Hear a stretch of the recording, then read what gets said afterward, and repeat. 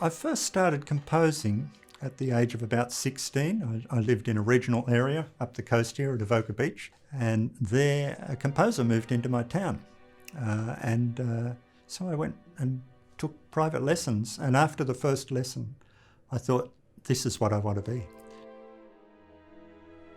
When I'm looking for inspiration, I turn to my region, my home, and I think that's a number of things. I think it's my Aboriginal heritage, so that I am from the Darug people of the Sydney region.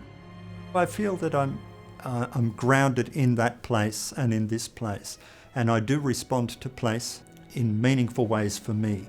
Whether that's actually expressed in the dots or not, I'm not sure, whether that's heard tangibly, but at least it's an inspiration point.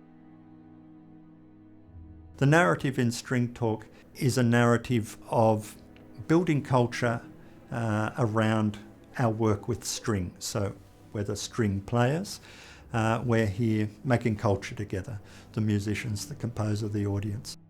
In my own Indigenous traditions, there's a tradition of weaving baskets with lamundra, native grasses. So my wife and my daughter have learnt those. It's a women's tradition. There's a lot of talk that unfolds around that practice of making baskets together. So I think string ties us together in so many ways. We make culture when we're involved with string. So I looked at it from that perspective and really brought a breadth into what I was trying to express, I suppose. My process of composition is very tangible. I sit with a guitar or I sit with a piano, pencil and manuscript always. And it's messy and it's generally quite fast. And then I refine things later as I enter it into a notation program, into a computer. I begin to tweak things and move things around a little bit. When I received the commission, I thought I'd write within the preface notes to the piece a few thoughts about the commission.